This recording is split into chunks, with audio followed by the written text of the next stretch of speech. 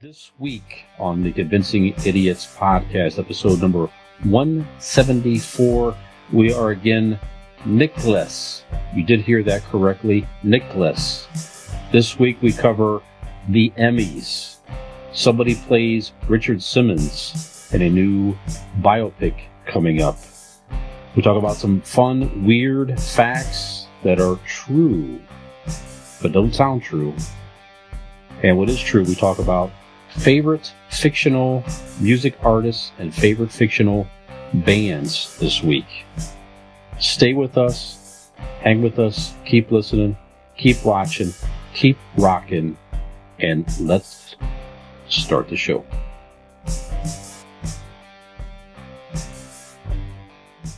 All right, test. Call it again. Convincing Idiots. Called it ham gravy. I informed them that I sided with the stat man, not just anyone's opinion, the stat man Brian Fisher. These kids today. Jingle All the Way is in fact the best Christmas movie of all time. I need to get Grandma a present, and my herpes is flaring up. I got it. Mm-hmm. Yo. I'm the millennial We're Santa. three friends representing three different generations. That's our whole shtick. That's our thing. Mm-hmm. Nick got to hold poop. Mm-hmm. I'm standing in the sea Awesome. breeze, holding a turd, just mightily. I'm just going hitting hats. Anyway, on a lighter note, And welcome to the podcast. Welcome to the vodcast. Welcome to the broadcast. Boys and girls, welcome to the show. This is Convincing Idiots. My name's Dean, the Zennial. I'm Brian, Gen X. And silence falls over the millennial. Yet again. Yeah. He is out this week. We wish him the best of luck with his breast augmentation. Hopefully that goes well. But not a lot of people understand that it's not going to be on the front. So we've said too much. It's an interesting story. Yeah. We'll let him tell it. Mm-hmm. Yeah. Well, since our millennial is not here this week, Dean, I'll do his job yet again. Sure. And tell you where we can be found and what we are and all that stuff. So we are a podcast with three friends from three generations talking all things nerd and pop culture. Whatever we wish to talk about for that week, glad you are listening or watching us. You might be listening to us wherever you listen to podcasts. We can be found on Apple Podcasts, Spotify, Overcast, Pocket Casts, Amazon Music. Wherever you listen to podcasts, look for the Convincing Idiots podcast. You can also ask your smart speaker to play the Convincing Idiots podcast, and she will be thrilled to do that for you. You might be listening to us or watching us on our YouTube music channel. Check us out there. You can watch us there or just listen. That's a cool thing. Mm-hmm. We have a regular YouTube channel as well at Convincing Idiots. All show information can be found in two main places. Google Linktree, Convincing Idiots. It's simply a page with links to all of our social media where you can find us, etc. And you go to one place, go to our website, convincingidiots.wordpress.com. All show information's there. Links to our merch store, ways to sponsor the show, links to new episodes, videos, etc. All there on the good old website. We've seen some folks out there. Nick's dating profile is up there too. So it is. Look just for that. In case. Yeah, just in case. Mm-hmm. Just in case. That's right. Back boob guy, something like that. That's right. He's changed something like that. I don't know. He's working on it. He's working on it. You in the market for new titty meat? He is too. There you go. Got it in already, folks. Mm-hmm. Take your first And Convincing drink. Idiots drink. Yeah, they mentioned other Night Court or other things. Yeah, just get ready. Anyway, so we're It'll be a fun ride. That's right.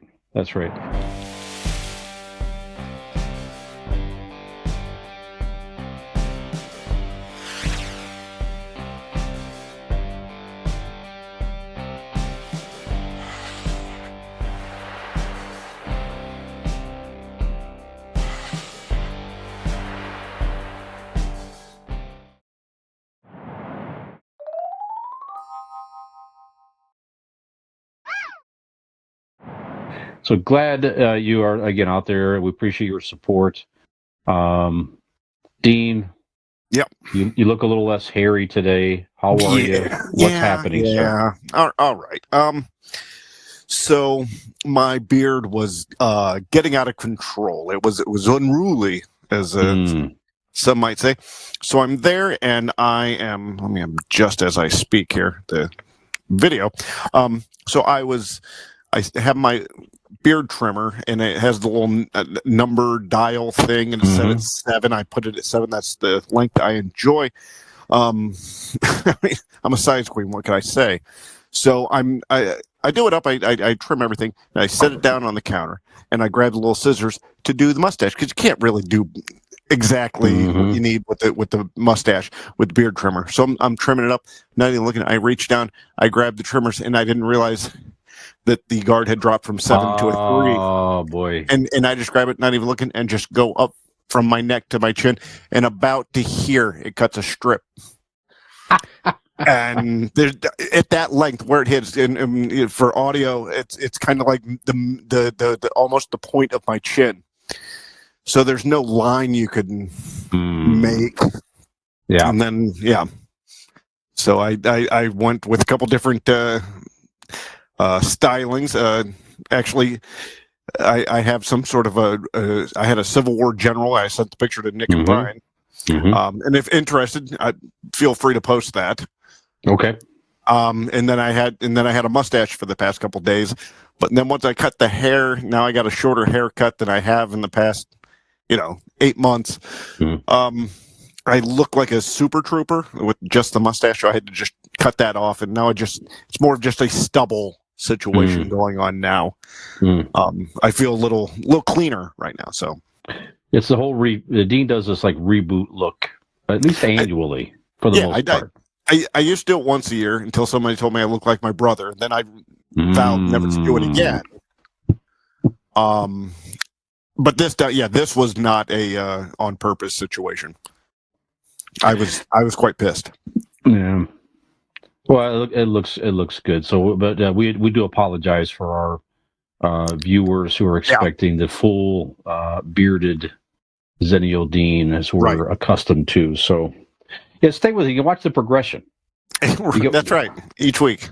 Yeah, watch the progression of the beard and the continued regression of the human wearing the beard. You know what I'm saying? So I don't know if there's much left to regress.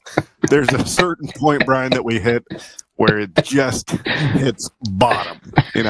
So yeah, we're plateauing here, ladies and gentlemen. We sure are. We're plateauing on life. We're plateauing on our ability to provide entertainment to you out there. Yeah, maybe in Sweden, we've noticed a couple more viewers there you go. In Sweden, listeners in Sweden. So we appreciate you. Maybe they think we're funnier or more entertaining over there. I'm pretty sure, joke wise, I plateaued at episode 2. And we are now, Brian, what is this, episode 174? Yes, indeed. Look at us. Look at us. Yep. Well, we fully expect to be at least as popular as ABBA. It's... Oh, yeah. Yeah, we're going to have like the whole, video show and everything else going on. Yeah, we expect someday. In our honor. Yeah, the whole Avatar thing, we expect that someday. Yep. I like the festival thing. That's good. Well, we'll have to have an Avatar in order to have Nick around. I mean, he's going to have, people have to experience him some way. Yeah, that's right. Get him on here somehow. Apparently it's not on this series. Well, beyond shaving and rebooting, anything else new, sir, you want to mention? No, just, working. Okay. I done nothing too exciting. Took the kids rock climbing. It's a indoor rock climbing thing in Akron. Oh yeah. More like they call it bouldering. Okay. It's not like straight up. So like it kind of tilts back, tilts up, down. You know what I mean? So there's a lot of angles that you can climb, and these experienced guys were like upside down doing this shit. It was crazy. I've injured my shoulder, so I couldn't participate. Mhm. So I had to be just the photographer, which I'm all right with. But it does seem like a lot of fucking fun. I was bummed out that I didn't get to do it, but the kids and Megan, they had a great time. So that's all that counts. Yeah, we got fun with the exercise as well. Yeah, Other than very cool. that's about it. So how about you? Other than crying at the foot of the star? Oh boy, yeah. So laid low on the weekend. Well, first of all, Allie and I did go out and have a nice evening on Friday. Went out to the Magic City Brewing Company here locally in Nice. Northeast Ohio. Very good food, good beer. We know it's one of Millennial Nick's favorite places. Also, went next door over to Finney's again, Dean, where we sat before. Had some ice cold Shiner Cheers over there with Allie. It was a really nice time. Very nice. Yeah, so that was cool. And the weekend we decided to lay low, stayed in, watched football, and saw two of the both main games that I was rooting for. Well, I was anyway. The Cleveland Browns locally just were absolutely annihilated by the Houston Texans. Yep. C.J. Stroud for Houston looked like he's the real deal, former quarterback of Ohio State Buckeyes. So that's one reason to kind of root for him. But he just killed Joe Flacco and the Cleveland Browns, as did the Houston defense. And then Sunday, the Dallas Cowboys, as you just alluded to, Nick and I's favorite team. Shit, thy bed. Just completely, the worst, literally the worst playoff loss in Cowboys history. Period. Embarrassing, lopsided. And y'all's coach just around. bewildering. I don't understand that move at all. You're keeping a coach, and then you're also, I hear, potentially signing Dak Prescott to another extension for a couple of years. I think it's just going to be next year. You finish up Mike McCarthy's contract. Jerry Jones can freely say, "Hey, I gave this guy a few years, and he'll blow it up after next year if they don't advance farther." I would have to.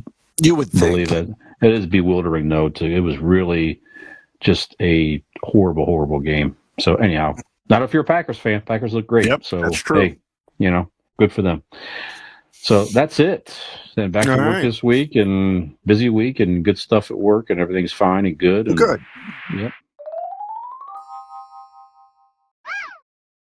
Well, since we've been staying in a little bit more, cold weather and all that, have you watched anything or you wish to recommend, sir, in idiot reviews? Actually, throughout the week, sorry, goddamn it, yes.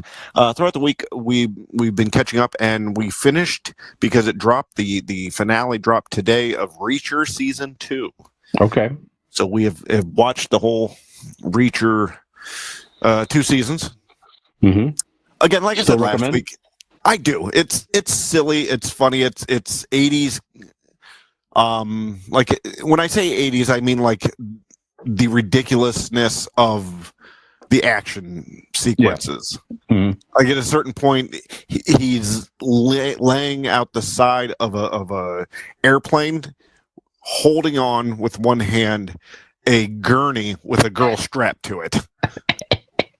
As he's being had the shit beating out of him by the bad guy. Is kicking him and punching him. And so, you know what I mean? Like running and shooting everybody in the room, and no cops show up. No, you know what I mean? It's just, once you realize that's what you're watching. And granted, I also said last week, it's not the best writing, or it's meant to be written as like campy and mm-hmm. I don't know, but it's entertainment. It is literally mindless entertainment. It is a popcorn show. There you go. And I guess it's the highest rated thing on Prime right now. All right. Like ever. Like it's season 2 has been the most watched thing ever on Prime. That is interesting. Okay. Yeah, it is. And then while we were actually waiting today for Reacher to drop at 8:00, we watched the episode. I know there's 4 seasons, but we watched the first episode of Jack Ryan with John Krasinski. I do want to see that. How was it? It's good. It's what you'd think a CIA espionage action movie would be. Yeah, it's like a real version of Reacher. You know what I mean? Like based on like how things would go down in fighting situations and shooting and bombing situations and stuff like that. Mhm. But yeah, I'm definitely going to continue with that. Okay. I just got Prime. Mm-hmm. I'm doing the free trial there, so I got a month to decide if I like it. I tell you, there's a lot of cool stuff on there. I'm digging it. I might just keep it. We'll see.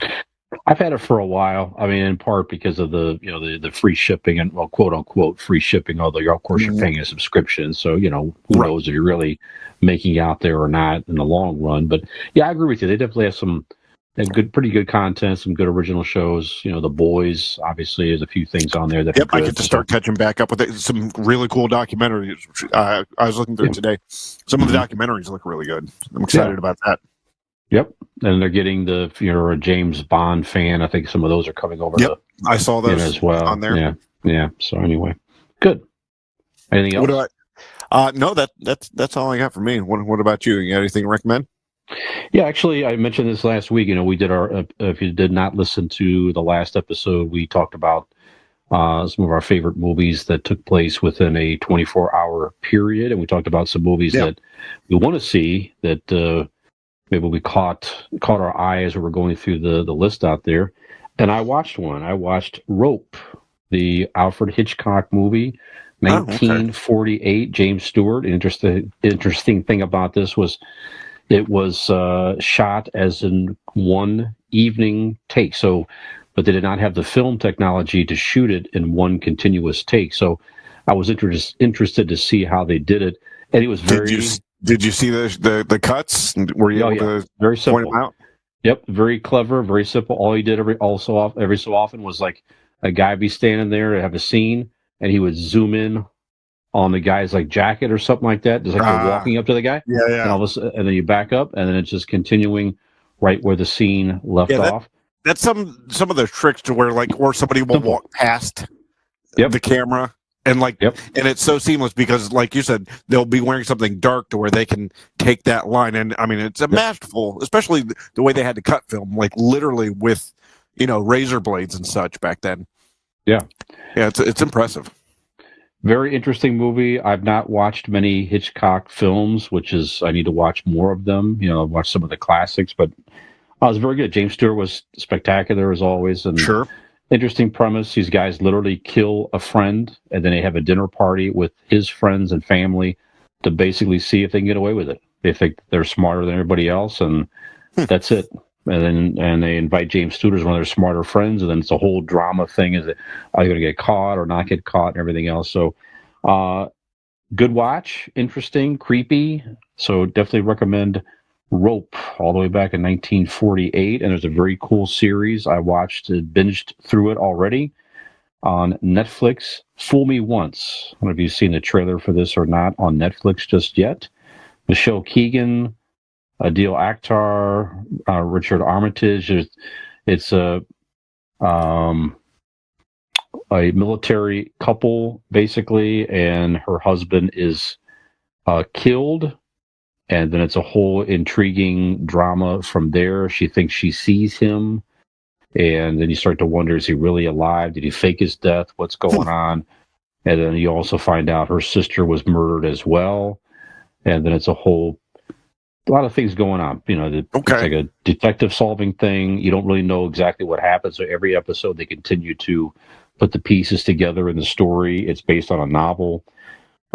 Very, very good. I want to say it's like 8 episodes, something like that. So, it's solid. If you like that type of thing, mystery, drama type story, I would recommend Fool Me Once on Netflix. That's it. Those are the main two. Oh, and I did finish Fargo season 5. So the series finale was this week. Just, again, spectacular. John Hamm, great. A lot of folks great in that series. So, Fargo season 5, rock solid, start to finish, very intense drama, violent, everything else. If it's not your thing, but I loved it. There you go. Good. Yep. Oh, did you watch? Hold on. What network is it on? My mind's drawing blank. It's that the thing where Aaron Blake saves you money. It's Blake Insurance. Because Brian, Tell me about Blake Insurance is an Erie insurance agency located right here in Barberton, Ohio. They provide auto, home, renters, and business insurance with honesty, decency, and affordability. Erie Insurance is above all else in service. You want to call 234-571-5359 or visit BlakeInsuranceLLC.com for your free 5-minute quote today. When you do, tell them that the idiots indeed sent you. Very good. Well, Dean, I believe that's a fact. It is. That is absolute fact. And coming at you in segment 2, a question about facts that you suggested is going to be part of our Ask an Idiot segment this week. So I'm going to bring that to you next, along with some pop culture headlines. So stay tuned for another millennial-less episode of Convincing Idiots. Hashtag millennial boob back.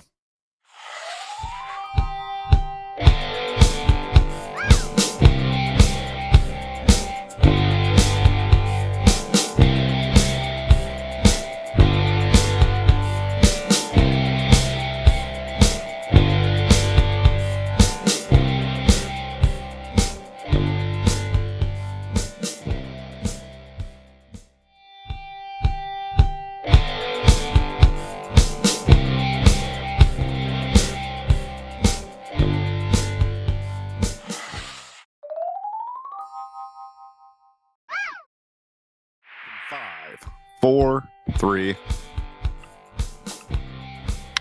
Welcome back to Convincing Idiots. Again, no Nick tonight. No, we're Nicholas. Nicholas, that's right. Mhm.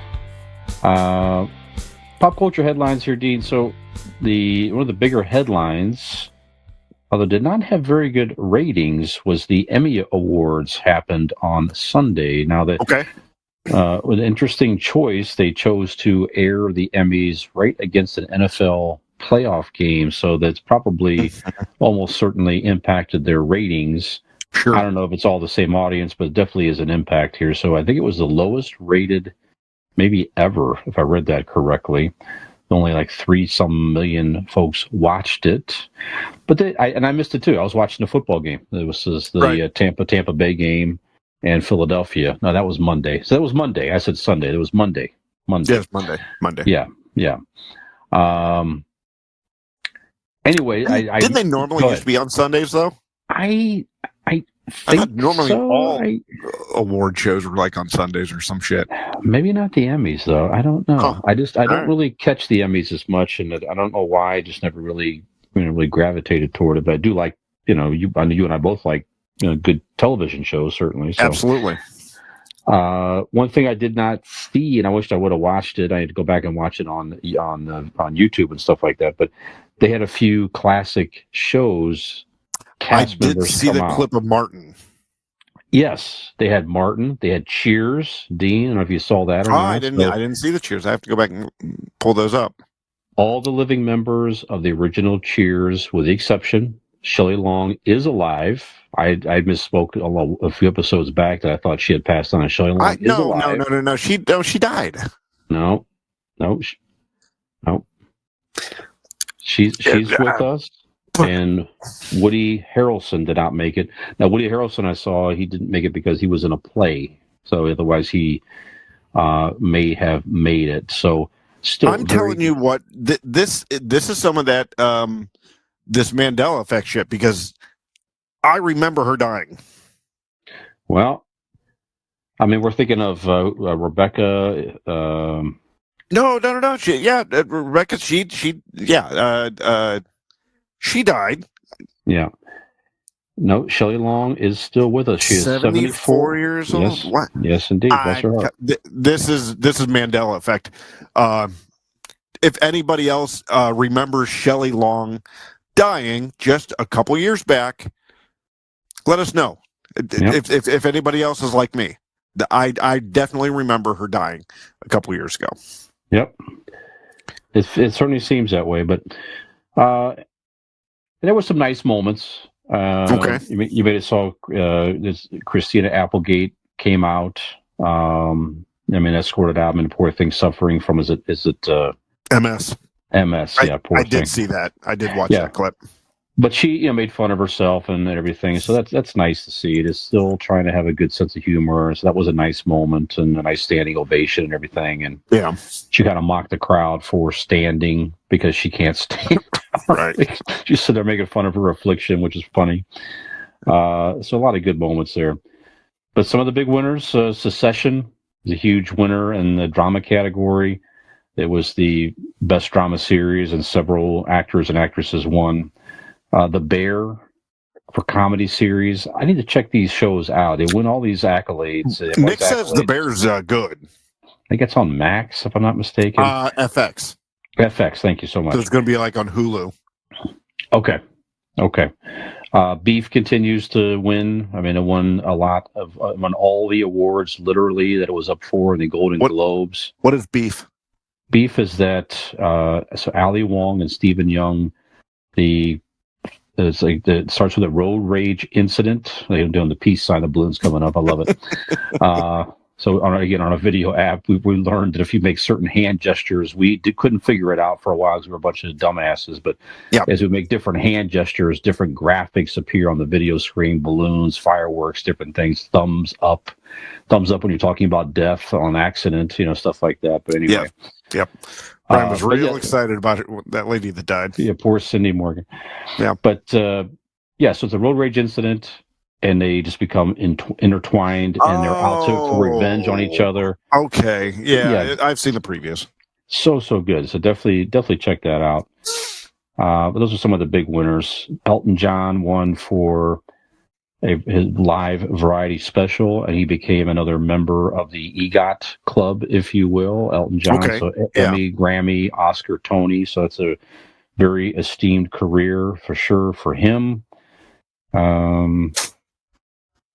Yeah, so just good stuff. Another item of note for a variety talk series, Trevor Noah and The Daily Show finally upset John Oliver. They've won that award for several years in a row. So he beat them John out, Oliver kind of made fun of it. Definitely deserves it. That show's so good. Very good. Yeah, so just some good stuff there. So a couple of things makes me want to, and then see limited movie supporting actress Niecy Nash Betts for Dahmer. She gave a very good speech, kind of thanking herself, and I saw that too. So that was pretty cool. Yeah, so just a lot of good moments and everything. So it seemed like it'd be a well done episode. It just kind of got overshadowed by Anthony Anderson, I guess, as well as the host from formerly from Blackish.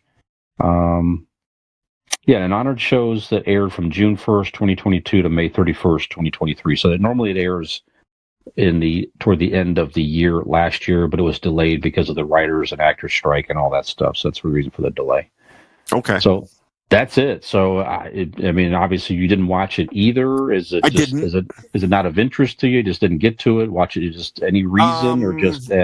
I was flipping back and forth from the football game and Monday Night Raw. Mm-hmm. Football and wrestling overtook the Emmys for me. Yeah, tough night to have. I would venture to guess maybe they aired on a different night next year, or make sure it doesn't conflict with pro football next time around. So, well, I mean, anything else that we already mentioned? Is there anything else beyond the Bear that's based on awards and what you're hearing and seeing? Is there anything you might want to pick up and watch based on the Emmy awards? I definitely want to see the Bear. Mm-hmm. And I just know that I would enjoy Secessions if I sat down and watched it. Yeah, I'm thinking about picking that up as well. Yeah, for sure. Okay. All right, good stuff. Well, another big news. Speaking of football, and this happened over the weekend as well. The first NFL playoff game only available on streaming aired on Saturday night. This was the Miami Dolphins at the Kansas City Chiefs on Peacock. On Peacock only. 23. Out of all the choices, they chose the cock. Yeah, so NBC clearly had the rights for the game, and I don't know if the NFL, they must have to allow it as well. I would think. I don't know, but they would have to. Clearly, the NFL allowed them to only put it on streaming. I was actually very surprised that they made you pay for a subscription. I was thinking they were going to make you download the app and watch it for free, so you at least have the app and they could market you. Yeah. But no, you had to pay $5.99 for the subscription to get access to the game if you did not have Peacock already. I happen to have access to it from a very nice person loaning me his password, so that was very cool. So were able to watch and enjoy the game. And NBC, making a lot of negative press, is kind of patting themselves on the back that they put out the highest highest viewed streaming live event ever. It did its job. It definitely did its job. I was listening to ESPN, a podcast, a Tony Kornheiser show on, it's not an ESPN, but it's Tony Kornheiser. And one of his cast members was talking about the math there, basically. So he figured with the amount of viewers that bought it for one-time viewing gave NBC about $41 million or so. Yep. I assume his numbers are right. And so then you figure if half the people forget to cancel and pay another month, that's another $20 million, obviously, that they made. Mm-hmm. And now you start to wonder, are we going to see a day where playoff or the Super Bowl or something like that you're going to have to pay the Super to watch? Bowl. No, I don't think the Super Bowl. I think much advertising.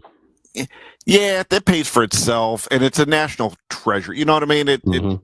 I just can't see it happening. I can see playoff games and other games. There are rumors that Monday Night Raw has been on the air for 30 years now, and the TV rights are coming up, and there's rumor that they're going to go to Amazon. Amazon Prime. Wow. And it's been on TNT or something for a while? USA Network for probably 26 of the 30 years on USA Network. They did a small stint on TNN or TNT, the old TNT network, now Spike, years ago, but mainly been on one network. And now they're going to go to a streaming platform. That's the rumor. Excuse me. I don't know. That's why I have the free trial for Prime, is because of the Thursday night, the Browns game Thursday night a few weeks back. I wasn't smart enough because I went through my I have cable, and I went through my guide thing, and it didn't show the football game on our local network after I already got Prime and that's right, and went ahead and signed up for it and everything. Then I looked online. Somebody goes, "Oh yeah, they have to show it on the local, so it's on ABC or whatever." I'm like, "Well, shit. Oh well, I already have it." Yeah, I mean, you could argue some of this is already kind of there in the sense of there's a lot of major sports that you have to have at least cable to watch. Right. I mean, if you're an NBA fan, for example, you have to have. Yes, you have to. Yeah, you have to have cable because there's just not enough games on network television. You have to have a major holiday, Christmas Day and stuff like that. But there's not many NBA games. Our local baseball is on cable. That's right. STO. That's right. The network STO is on. Channel 37 or whatever. Yeah, but football's one that's never really crossed that. And obviously the Prime, but 99% of the Thursday night games are garbage anyway. Frankly, right? I don't know. And the telecast was basically it was exactly like watching it on NBC. 100%. But on Peacock, they had nothing special. Nope. They had commercials. I mean, there's going to be timeouts in a football game, and you could at least done something more creative than this throwing more ads in our face while you're at it, while you're taking people's money. I want sideline interviews. I want just show the crowd shots, even if the commentators have to go take a piss. Show crowd shots, and just don't give me commercials. I'm already giving you the money that you would have got from commercials. Right, you greedy shits. Exactly. Put some people on the sidelines. I noticed that ESPN did that, like for. College, some of the bowl games they had on ESPN too. They had guys on the sideline literally running around and getting different advantage points of the game to at least give you something creative to watch. You know what I And mean? if you're So that goddamn greedy, have one of the commentators drink a fucking Coke. exactly. You know what I mean? Be like, oh yeah, these people are loving this tonight. You know, I'm running up and down here, and I couldn't do it without my Nike whatever's. Yep. That's right. Fucking Well, product placement, you lazy shit. that's right. So for all the complaining that the average NFL fan did, if you complain but yet paid the money to watch the game, you got nothing. You have now become part of the problem. Yep. They would have needed so many people to, obviously not pay the money. Now, again, you could argue, would they have had more viewers on network television in general than 20-some million? So did you lose something there, perhaps? But they also, they infused the company with $40 million. So I'm sure they're not too upset. But think about it this way, Brian. Like I said, with the Thursday night game, that 40 million people that they got on Peacock was from out of market. That's because true. The market has to have the local game shown Miami on their and Kansas local. City. Yep. So you're talking about 40 million from people that weren't hometown fans. Yep. So they weren't diehards. They were just NFL fans wanting to see NFL playoffs. Right.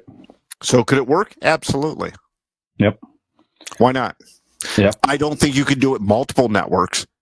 I think you're running the risk of alienating if you go, you need this app and this app. No, if you just go, but if you're going to do that, why not just go have an NFL app and go, you can watch everything here. Kind of like the, what's the thing that they did? Sunday Ticket.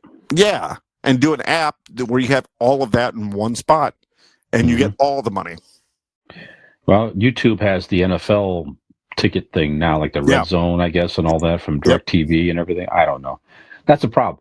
Yes, you get. Well, I guess they're relying too that younger people are more savvy in the streaming and da da da. So I don't know. I guess we'll see. But you're probably right. It's probably not going back. Not going backwards. They'll keep testing the waters. Yep. All right. Well, NFL, fuck you. How about that? There you have it. Don't do that. Don't do that to the average fan. There you go. Okay. Can I play devil's advocate? Sure. Hey, fans, stop being bitches. That's right. Pony up the money, you cheap bastards. That's right. Exactly right. Well, you mentioned WrestleMania is coming up. I don't know if you saw this or not. I just thought this was interesting. A very small clip here. The former biggest pro wrestling star of the 80s and into the 90s even recently rescued a teenage girl from a car crash. Did you see this story? I did see the story. Okay. Yeah, please go ahead then. No, I didn't. I if you know the details, I didn't click on the details. I read kind of the headline and a couple of the, bylines of it, but yeah, she was in a crash. He went over, he's pulled over, I think, something like that. And yeah, the car was flipped over and the great Hulk Hogan rescued a teenage girl. Good for him. Yeah. Good Samaritan. I mean, nobody found it weird that he ripped his shirt off when he was done. It was wild. Like everybody was just, first of all, it was Florida. They just assume everybody does that when they do something good because nothing really good happens there. Yep. Well, you're assuming he had a shirt on to begin with. That's a valid point. Yeah. Do you know how he got her out? He dropped the car. That's right. And the door just fell off. Yep. And he gave it the big boot to her seatbelt. It popped right off and Yep. The car had him down for a second. He just put the hand up to the ear. He hulked up. Yep. Shaking his head with his wet hair going about everything. Now the only messed up thing about it was, I mean, good for him that he did such a thing, but like just out of instinct, when he picked her up out of the car, he body slammed her. That's right. Yeah, that was not called for. Yeah. Well, it's muscle memory. Mm-hmm. You're gonna have that. Yep. Well, good for you, Hulk Hogan, for saving a young girl. What a story for her too. Wow. Yep. Right. I was rescued by this big guy. It's Hulk Hogan. Who?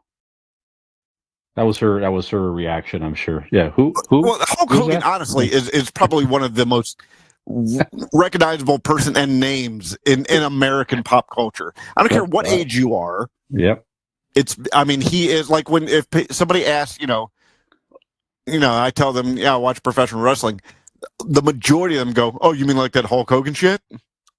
You know what I mean? Like, he is synonymous with pro wrestling, whether you watch it or not, given like what he did and throughout his career, movies, TV. I mean, he did have a little bit of unfortunate situation with the sex tape thing that happened.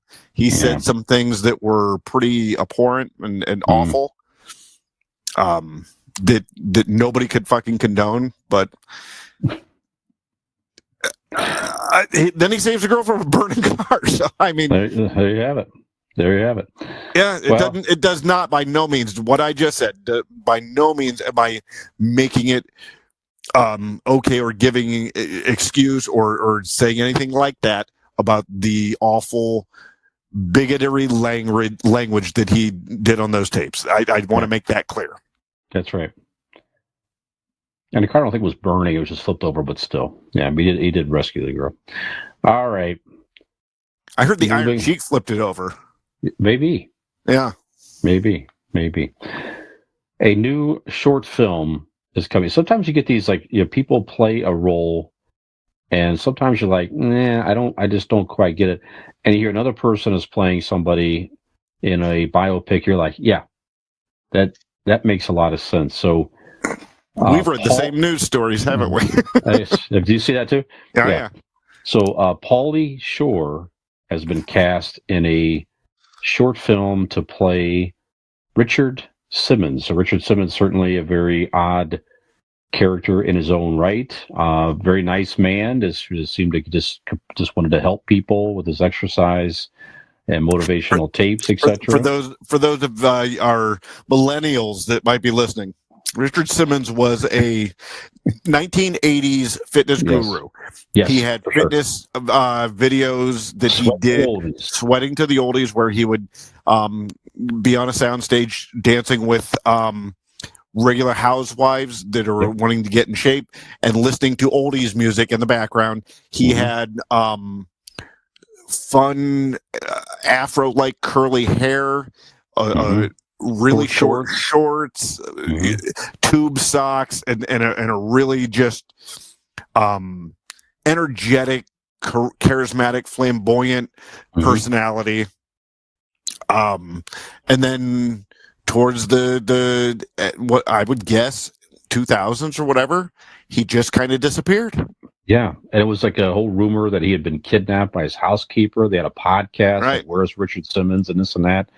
And he's come out publicly a couple of times and said he just recently about this. Yeah, he's completely he did not endorse any of this movie. He did not with his permission. Yeah.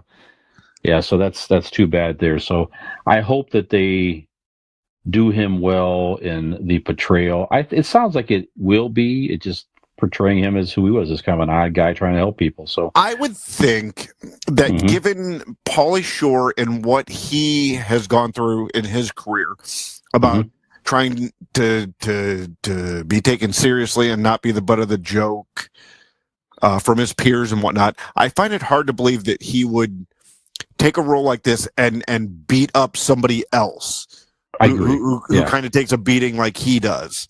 So I kind of would like to hope that Pauly Shore would kind of take this seriously and not either make a mockery of it or not portray him in a horrible light.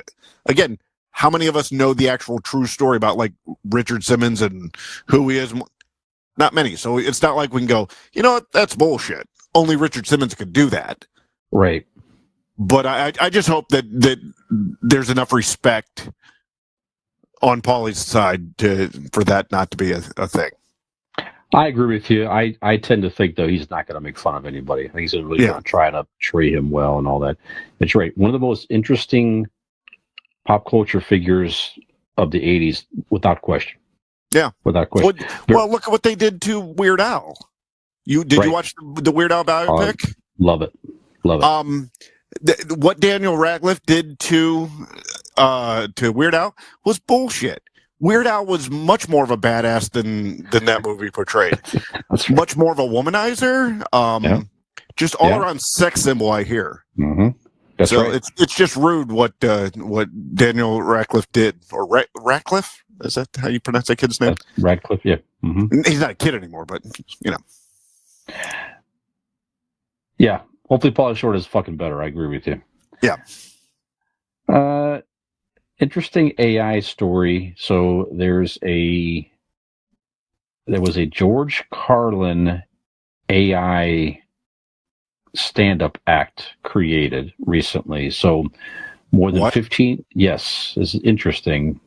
More than 15 years after his death, I'm reading this from article here.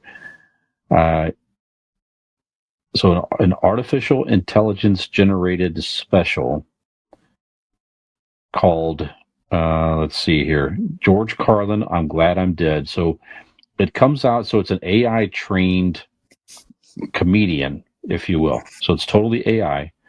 And he kind of trained it to impersonate George Carlin. So it very clearly says, I'm not George Carlin. I am imitating him, right? So it doesn't portray to be him.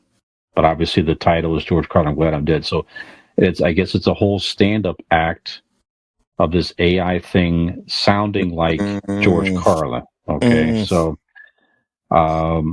Kelly Carlin, who is the George Carlin's daughter, is not thrilled with this at all, as you might imagine. Right, so she's saying, her quote, let's let the artist work speak for itself. Humans are so afraid of the void that we can't let what has fallen into it stay there. Here's an idea. How about we give some actual living human comedians a listen to? We're going to listen to the genuine George Carlin. He has 14 specials that you can find anywhere. And she also said, this is on X. She posted some of this stuff. I'm worried about his legacy, his reputation, his art.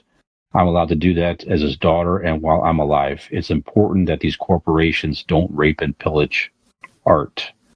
And So that was his message. That was part of his message through his stand-up was what these greedy corporate and corporations would do and will do and are doing, and the government and stuff. Like that was what he was against. And now when he dies, they do that to him. Fuck, man. There's no fucking way George Carlin would have ever remotely gave permission for any of this to happen, to your point. It never would have happened. No. Never. So, although there is a voice in my head, in George Carlin's voice, that goes, they can hear him saying, I'm dead. What the fuck does it matter? Right. But no, I agree with you 100%. It's bullshit. It is blasphemy of the pop culture nature and kind. That pisses me off to no end. Yeah. I'm such a huge fan of comedy and stand-up, and George Carlin himself. I like many of us grew up on George Carlin. Mm-hmm. And to have somebody spit in his fucking face, spit on his grave like that, to do something like that, it's just fucking awful. Fuck whoever that is. I don't like it. I don't want to see it again either. I'm 100% in agreement with you. So let's see here. This is from, let's see, it's an hour-long special from Dudesy, a comedy AI that hosts a YouTube show with Mad TV alum Will Sasso and podcaster Chad Coltkin. So that's where it came from. You would think Will Sasso shame on you guys. Know better. Right. And he's funny. He does hilarious awesome impersonations and everything. Jesse Ventura is phenomenal. Jesse Ventura is spot on. Anyway, let's not see this shit again, everybody. Nope. All right. Yeah. Okay. Well, that is an unfortunate fact as well, Dean. So let's go into our Ask an Idiot segment here. You had a question about facts you wanted to pose here. Yeah. All right. So I would like to know, there's so many weird and crazy facts out there in this world. that if you tell the normal person, they go, "No, that's bullshit," but they are in fact true. So what is some of our favorite facts that don't seem to be true, but actually are? Let me start. I'm going to give the example. It's always my go-to, my favorite fact. If I want to pop in any conversation with a weird random fact, it is this: George Washington never knew dinosaurs existed. He died before the first dinosaur. All right, so they ended up finding bones in like the 1600s, but they didn't know what they were, and they were in like Indonesia or whatever. But the term dinosaur was only coined in 1842. And George Washington died in the early 1800s. So the majority of the founding fathers did not know that dinosaurs were a thing. Interesting. Yeah. That's my favorite fact. Just random parties, throw it out there.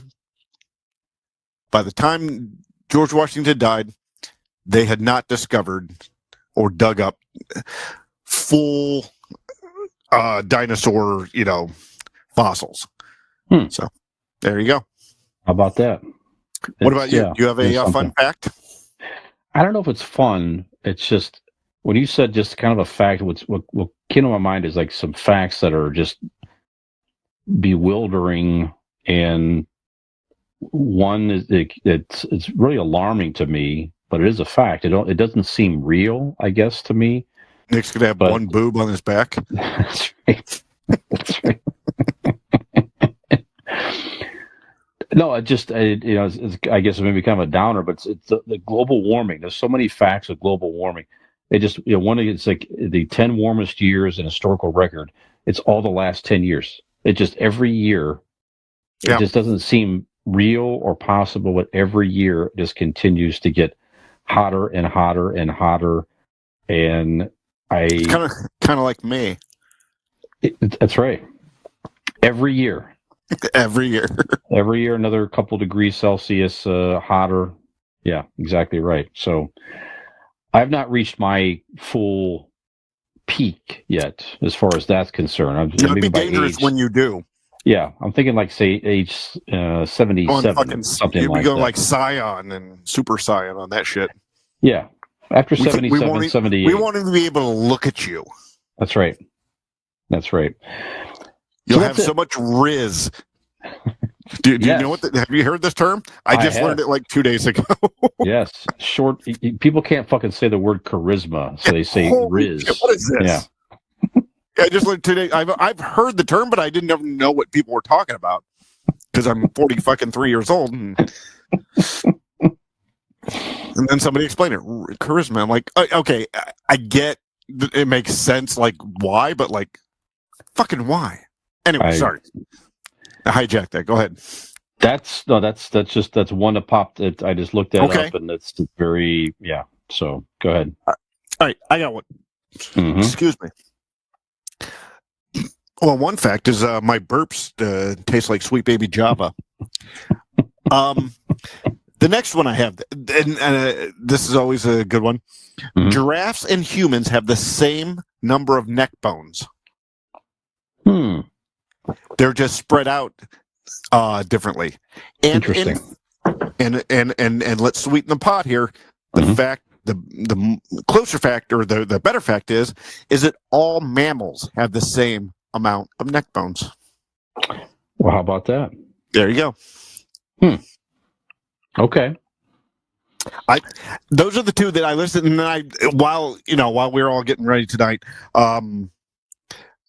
my producer looked up a bunch more. So, but you got any more? Yeah, one is. Then this is more fun. This is not as like a bummer like fucking global warming. Sorry about that. God. Everybody. Yeah, and this is one in your head where you don't really want to believe it because you probably have eaten the cereal growing up, maybe even recently. But Fruit Loops, it's all the same flavor. multiple colors, Okay. all the same flavor. You think in your mind that blue is berry and yellow was Right. banana or whatever it is. Nope. And you're like, the combination creates that one flavor. Yeah. Then you don't realize no matter what the combination I put, on the spoon, it all tastes the same. All tastes the wow. Okay. There you go. All See, right. again, ladies and gentlemen, don't say you don't fucking learn things by listening to Nope. the show. Nope. People try to tell me all the time, I don't learn anything from your show. I'm like, see, give yourself a thumbs down. Don't do that, man. Nope. Actually, Anyway. I'm gonna write this down. The name of this episode when you see it on here. Mm-hmm. Learn, idiot, learn. There you go. All right. So my next fact, the one that here, people were on the moon before they put wheels on suitcases. You roll them through the airport and stuff. That didn't come in keeping with space here. All we know is the moon landing occurred on July 20th, 1969, but the first patent for wheels on luggage was issued in 1972.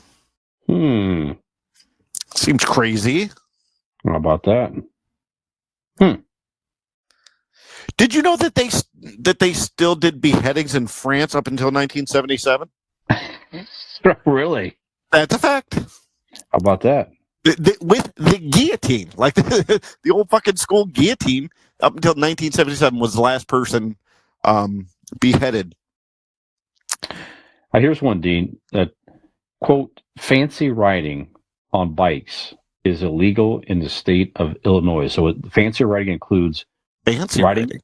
Yes, it includes riding without hands or taking your feet off the pedals.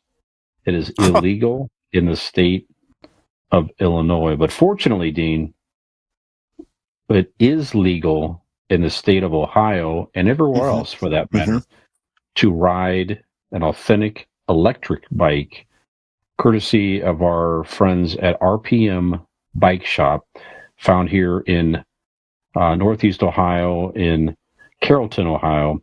You can find them on Facebook, RPM Bike Shop. Find them online. You can also give them a call at 330-808-7792. Make your own fun fact about yourself that you got a new awesome electric bike in 2024. Just don't take your hands and feet off the pedals if riding it in the state of Illinois, because again, it is illegal to do so. Dean, did you have any other ones? Yes. You know what? I don't think I could beat that fact. You probably have the greatest fact of out there. So I think, hell, you win, brother. There you have it. Excellent. All right. Well, we've done different topics on. We talked about a lot today. We talked about pop culture. We talked about sports. We talked about fun facts. We haven't really got into some music topics here, but we're going to make that our main topic after the break. Very delicate. It's a bit of a departure from the kind of thing you normally play. What do you call this? Well, this piece is called Lick My Love Pump. This is the loudest, rock and roll, most explosive band in heavy metal history. This is Spinal Tap. There's such a fine line between stupid and clever. The funniest movie ever made about rock and roll. He choked on vomit. Well, they can't prove whose vomit it was. The monumental classic. There was a Stone Age monument on the stage that was in danger of being crushed by a dwarf. The makeup of your audience seems to be young boys. Oh, it's a sexual thing, really. We've got, armadillos in our trousers. I mean, it's really quite frightening. No, don't touch I was just pointing at it. Well, don't point. I'm sure I'd feel much worse if I weren't under such heavy sedation. The cult phenomenon. The numbers all go to 11. Does that mean it's louder? Is it any louder? Well, it's one louder, isn't it? Why don't you just make 10 louder and make 10 be the top number and make that a little louder? These go to 11. This is Spinal Tap.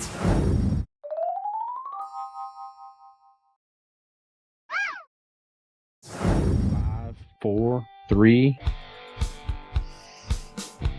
All right, we're back from the final break. Brian, we are going to now discuss fictional bands and slash singers. Right.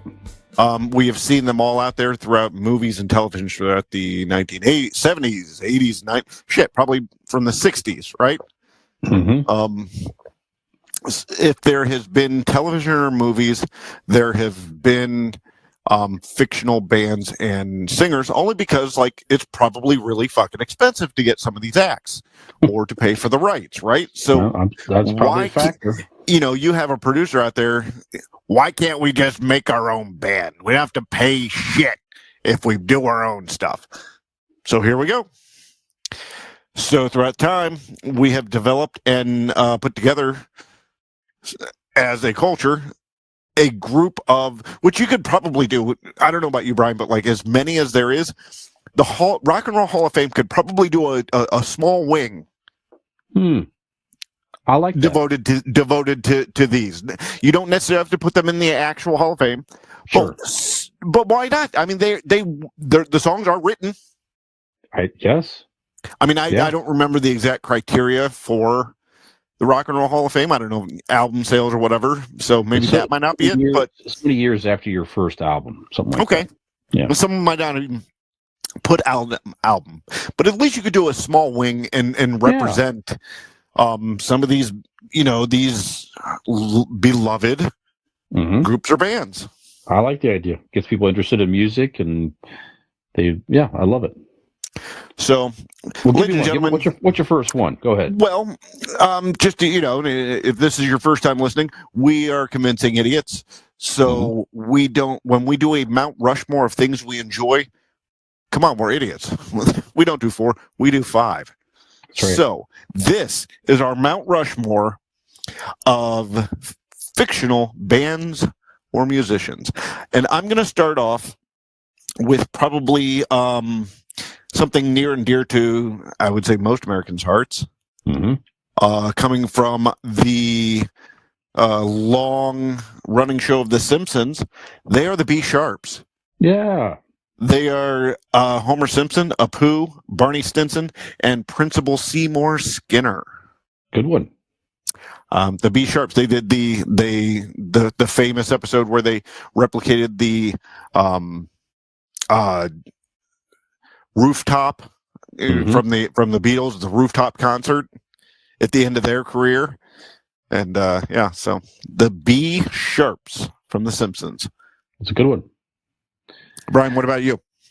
I'm going to start with thank you. I'm going to honor my shirt. Allie got me this shirt here. If you're watching video, you can sort of see it, but it's a Moss Eisley. I'm doing the thumbs up again, doing the fireworks. Sorry about that. There you go. It's exciting on video. The irony is that it went black and blacked the shirt out as you were trying to point to it. Yeah. So it's a Moss Eisley Cantina shirt, advertising also the Cantina Band. So the Star Wars Cantina Band from the original Star Wars New Hope. One of the greatest scenes of that movie, in my opinion. The song, if you're a Star Wars fan, happens to be my ringtone even to this day. Very catchy song, and it sets up the whole thing with Han Solo and Chewbacca. Great scene, a lot of fun. So the Cantina Band, go ahead. What would you say if I said the words Figrin, Dion, and the Modal Nodes? That's the actual name of the band, isn't it? That's the actual name of the Mos Eisley's Cantina Band. That's trivia. That's super nerd stuff there. Yeah, there we go. I have that written. That was one of my honorable mentions. So yeah. I had the Star Wars. I think you did as well. I had the soundtrack album as a kid. I did track. So there you go. Wow. So I just listening to the music. I played that Cantina Band song a 1,000 times as a kid. Yeah. I want to fuck to it.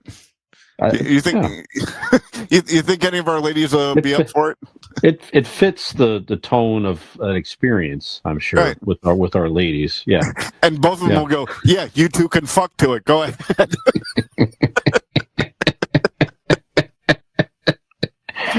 Hey. Yeah, the disco version in the 70s, by the way. Yeah. Have you heard that? Yeah, good stuff. What else you got? Right, number 2 on my list. They saved the world with their music. Do you know how they knew? Because Socrates and Abraham Lincoln and everybody told them so. They are the Wild Stallions. That is Bill and Ted's Excellent Adventure, and awesome, and all the other movies. But yeah, Bill and Ted, the Wild Stallions. Very good. I think I saw they're making a 4th one. Okay, I didn't see the 3rd one. 3rd one's not bad. It's good. Okay. If it's a whole, it's their daughters have more of a prominent role in the movie. Bill and Ted's daughters, but still a lot of fun. Because check that out. They have trouble coming up with a song. They have to do another song. They just can't figure it out. So it's an interesting story. Anyways, very good. Movie I thoroughly enjoyed watching. So it was my young daughter Peyton was growing up, now in her 20s, but loved watching movies with her. One of our favorites, just kind of stumbled across it, the great Jack Black, School of Rock. So it's on streaming now. I think it's on Netflix now. One of Jack Black's best films, easily, in my opinion. So he goes to school and creates a rock band of kids, and he's the teacher. He's the teacher. He's portraying a substitute teacher. Decides he's going to get this band together, and he gets kicked out of his own band. He's faking being a substitute teacher.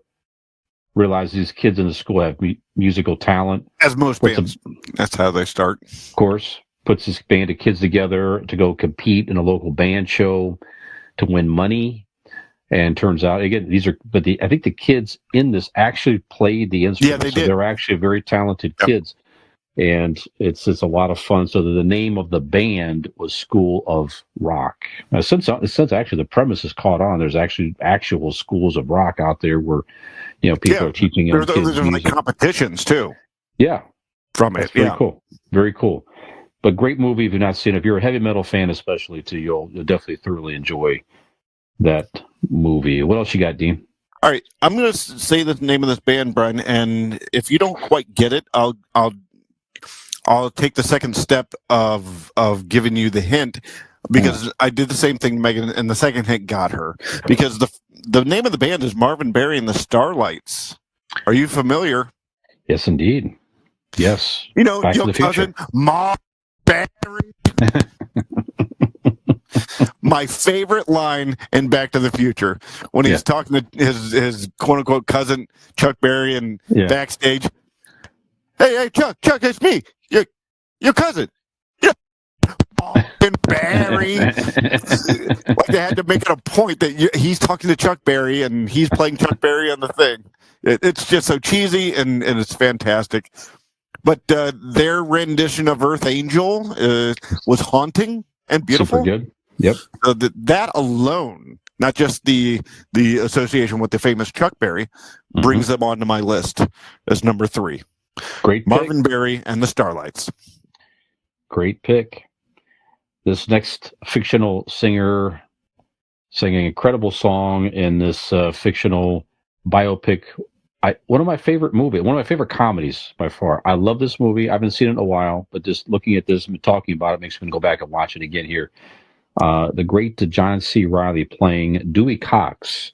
So Dewey Cox, Walk Hard, just...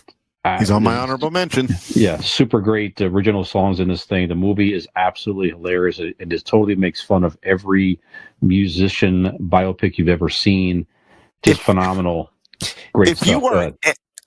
I can't begin to tell anybody, if you're a music biopic fan or just any sort of music movie, the absurdity which they make fun of it, and John C. Reilly, it cements him as one of the greatest comedic. It's so goddamn funny.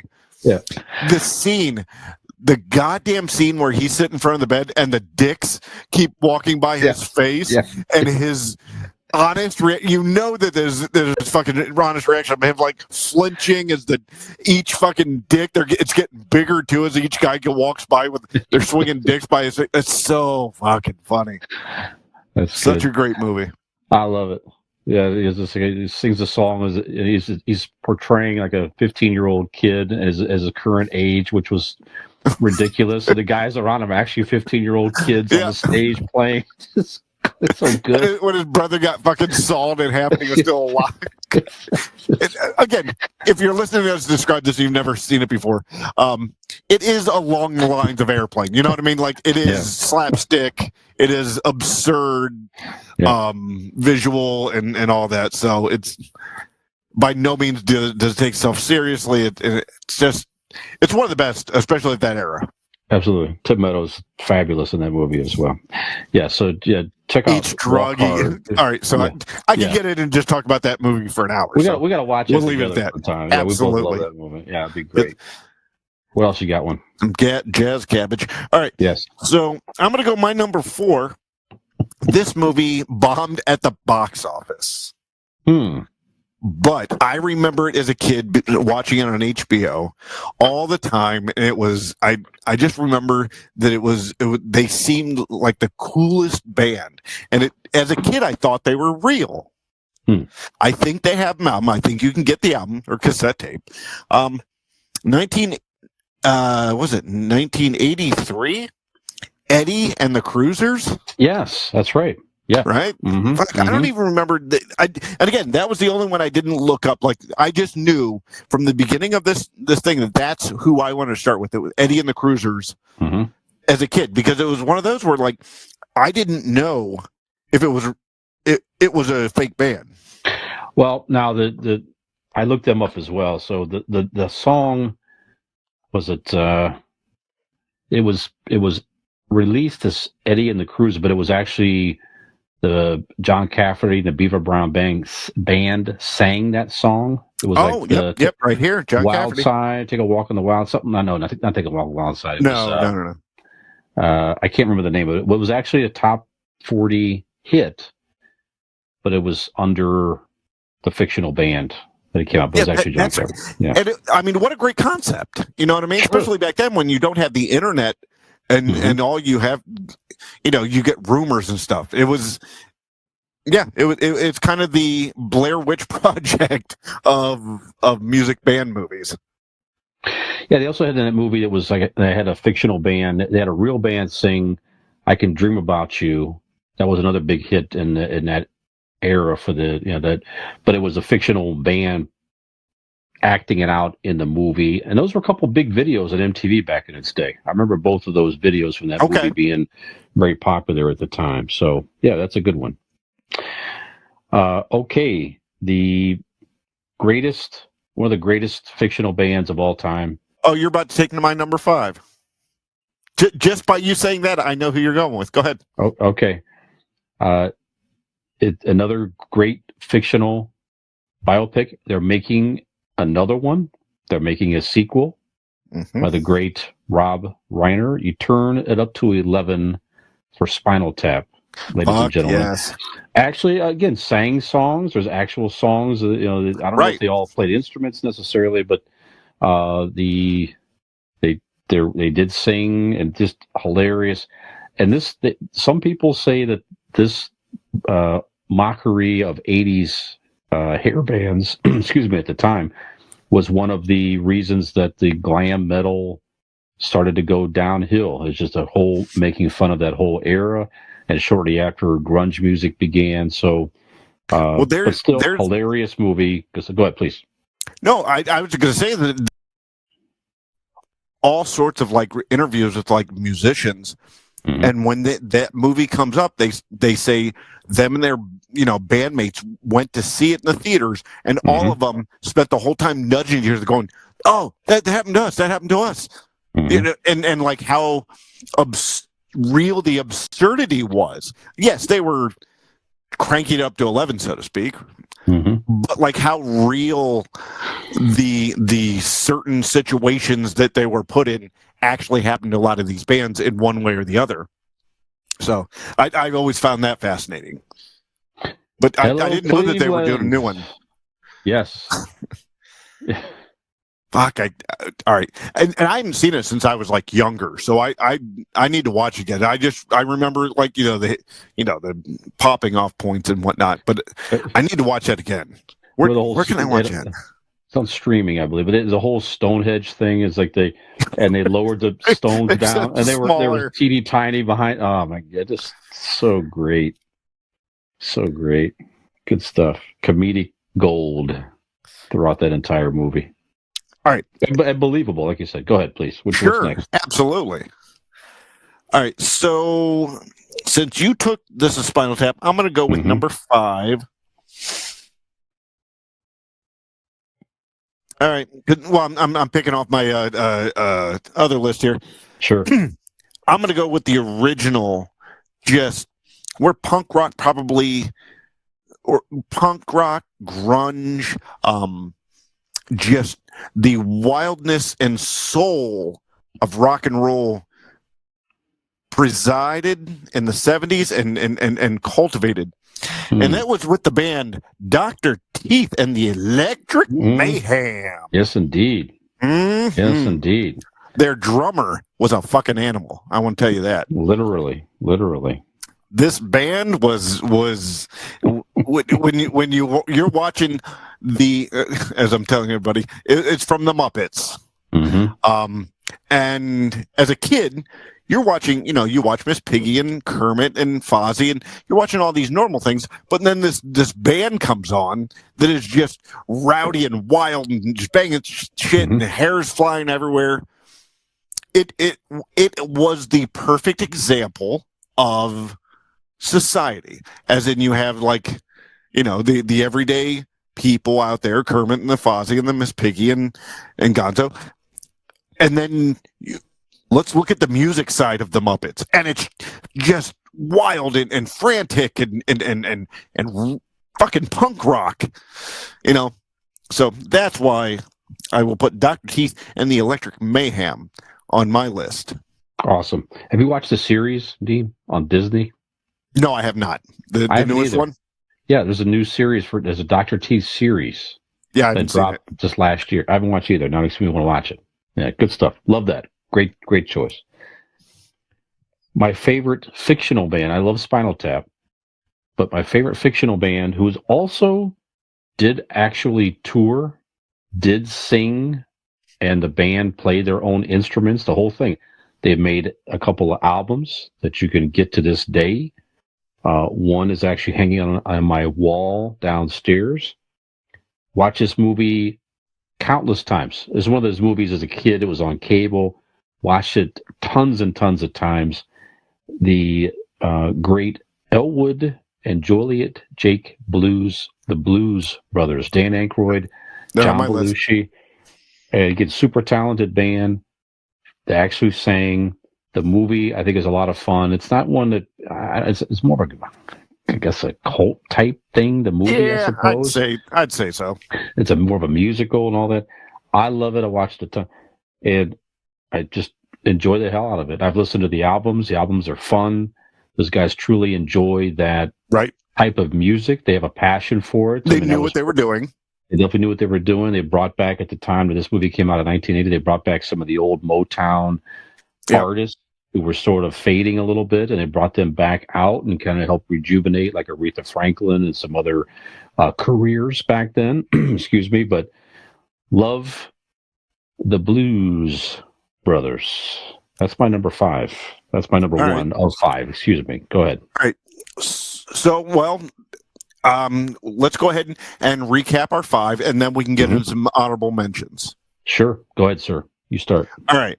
So I have number 1. I have the B Sharps from The Simpsons, Wild Stallions from Bill and Ted's Excellent Adventure, Marvin Berry and the Starlights from Back to the Future, Eddie and the Cruisers from Eddie and the Cruisers, and then I had Dr. Teeth and the Electric Mayhem, rounding out my number 5.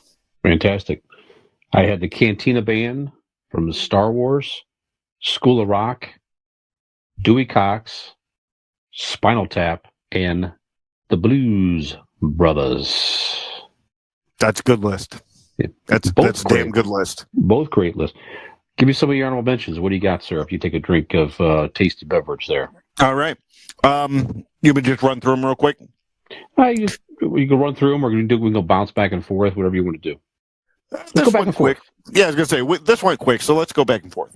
Yeah. I actually want to not challenge, but let's go along with you with your Mos Eisley and the figure-in and modals and the no whatever that is. But let's go simple. Let's go the Max Rebo band. They played at Jabba's Palace. Mm-hmm. Max Rebo band. Now, which rendition of the song? Oh, the first one. I do not want the guy screaming into the microphone. He wasn't there. It is bullshit. It is propaganda. I will not accept it. I'm with you. Very good. The first version, yes, the first original cut of Return of the Jedi. I like that one. Good. All right. Let's see here. I've got now this guy. I've heard that he good. That boy good. That boy good. Sexual Chocolate. Have you heard of this? This was Sexual Chocolate. This was the great Eddie Murphy from Coming to America. That scene when he's up on the stage singing, and the older guys in the neighborhood are like, "That boy good. He good. He good." He's like, "Yeah, good and terrible." Yeah. Arsenio Hall, Eddie Murphy, just a fantastic movie. One of Eddie Murphy and Arsenio Hall's best movies, flat out, period. But I love that scene. What Eddie Murphy was portraying that old soul dude up on the stage singing, just fantastic. Sexual Chocolate. Sexual Chocolate.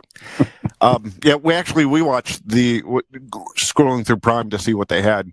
Coming to America was up there. I'm like, I at least got to see it sometime. I got to check it out.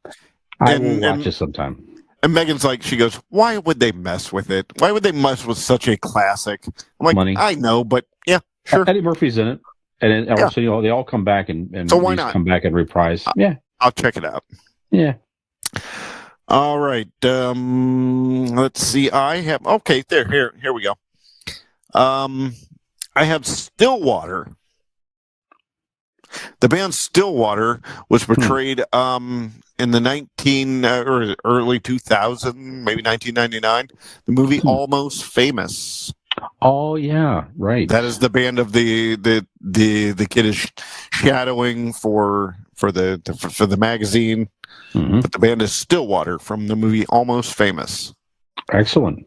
I am a golden god. He jumps off the roof. It's a good movie. I've actually never seen the original.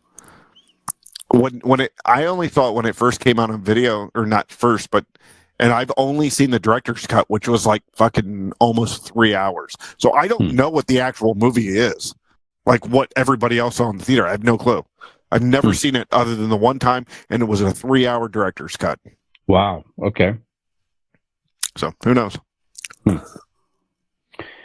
Another honorable mention for me, one of the greatest fictional boy bands, I think, of all time.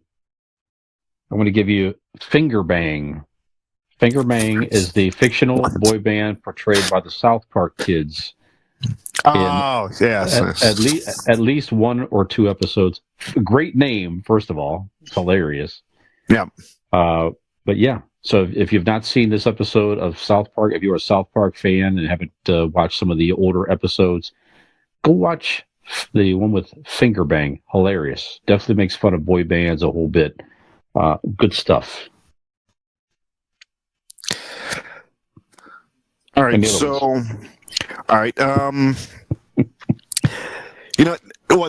Because we overlap some in my honorable mentions, I'm just going to look through here because when I was looking up earlier, I knew there was some I just don't physically have the space on the paper here. What was the one here? Oh yeah. First of all, did you know the gorillas isn't real?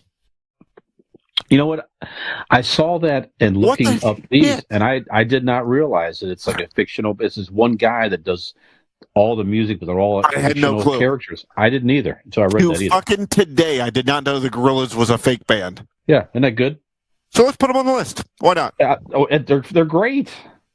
Or he's great. They're great. Whatever. Right. Yeah. He's great. Yeah.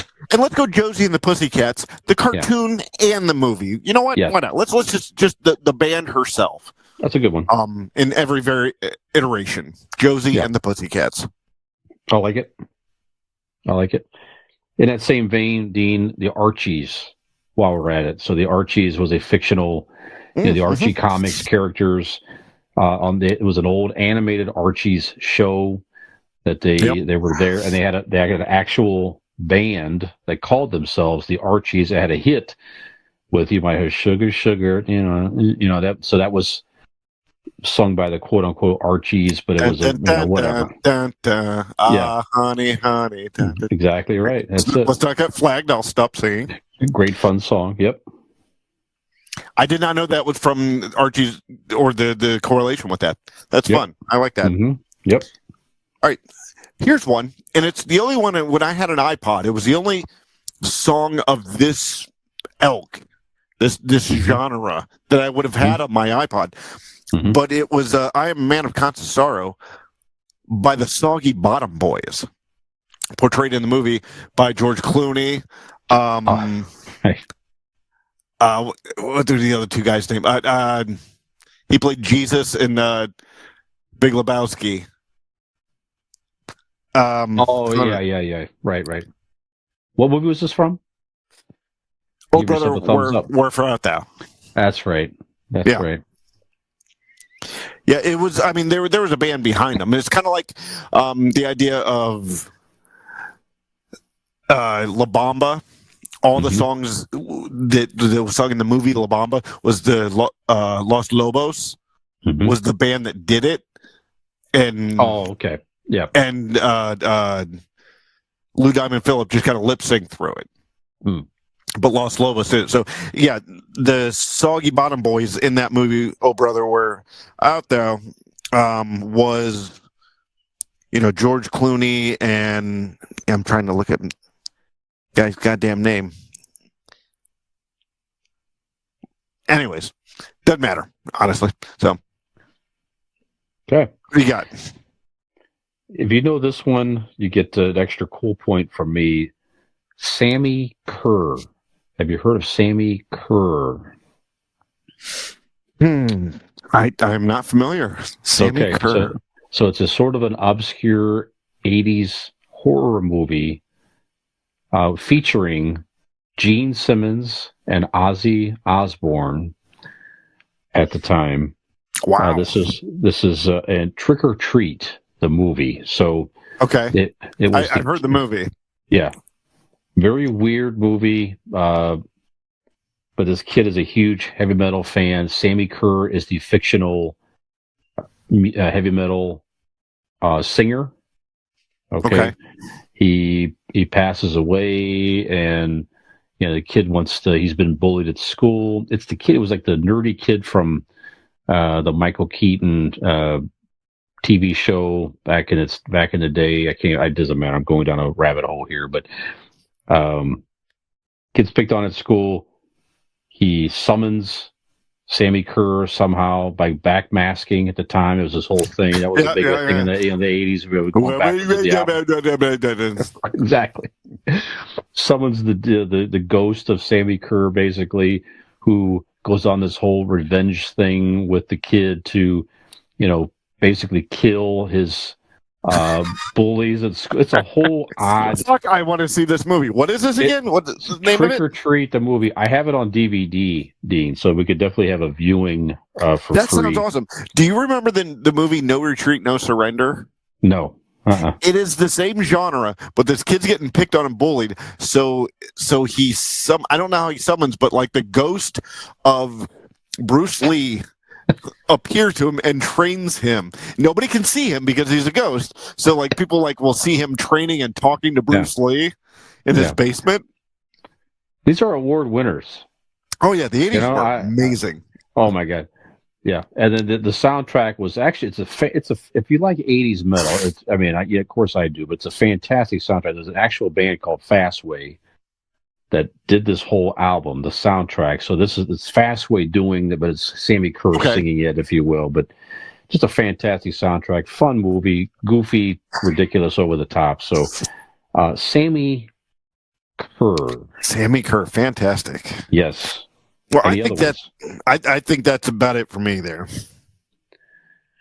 I had you got for me growing up in the watching 60s and early 70s reruns, the Partridge Family. You got to mention them as well. Sure, sure. Pretty popular television show with David Cassidy, who actually did have a hit or a couple of hits on his own as a solo artist. He actually could sing back in the 70s. If you're going to do that, you have to name the Monkees.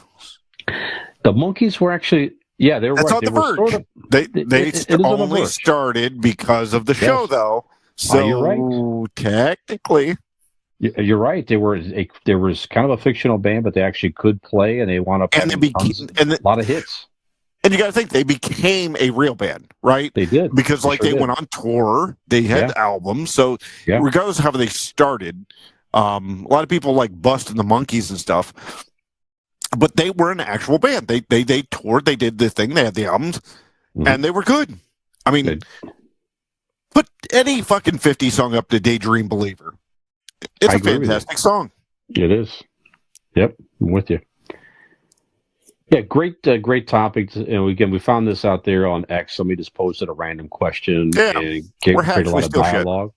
But it's good. It's a very interesting. Yeah. So, if you out there listening, watching, have some favorite fictional bands or artists, we'd love to hear from you.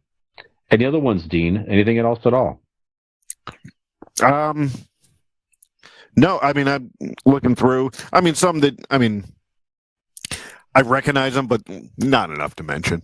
I think we've covered it. Well, many fictional bands and even real bands, if you're a rock band especially, I mean, typically you're probably going to sport a tattoo, right? So if you're starting your own real band or maybe you're starting your own fictional band, maybe you're going to have fucking Fastway do the backtrack of your... We started a fictional podcast. We did, absolutely. If you need a real tattoo, go check out our sponsors at Golden Heart Tattoo in Northeast Ohio, Norton, Ohio.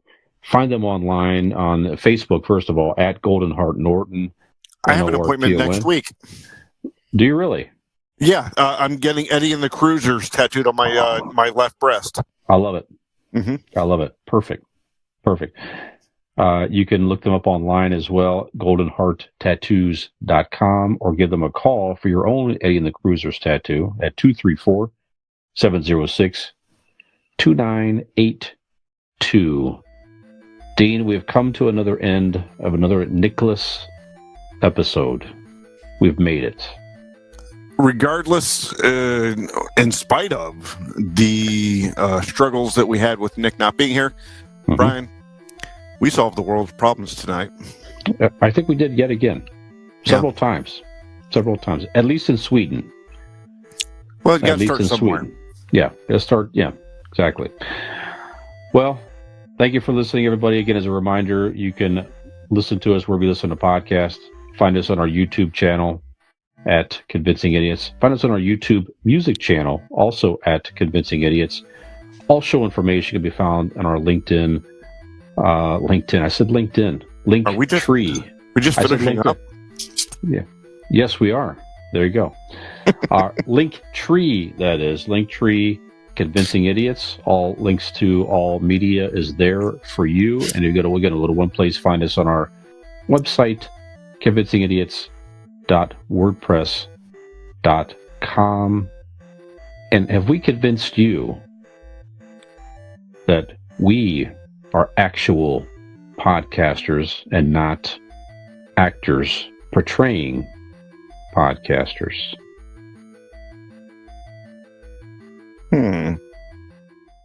Hey, did you like that video? You know you did, and we know you did. So stop screwing around and go like that video, subscribe to our channel, and join us for some more.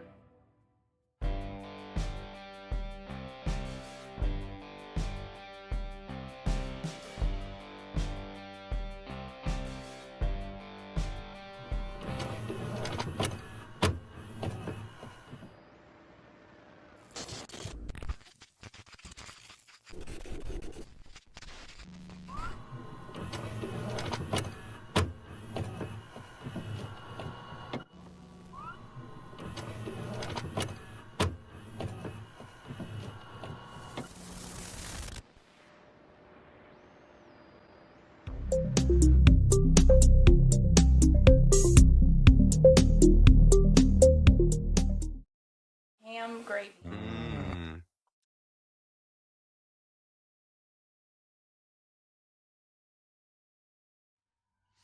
This week on Convincing Idiots, ladies and gentlemen, we talk about the Emmys. And somebody is playing Richard Simmons in a new biopic. Who is it? And this week's question of the week, we talk about our favorite. God damn it! I fucked up the thing. Damn it! It's all right. As soon as I fucked up the first word, I'm like, I'm done. And our idiot question of the week, we discuss. God damn it! I knew it was gonna get me. Facts that don't seem to be real, but are. Something that isn't real that we love are fictional music artists and bands from TV and movies. And we're going to share our list with you this week. I fucked it up. It was not the only one.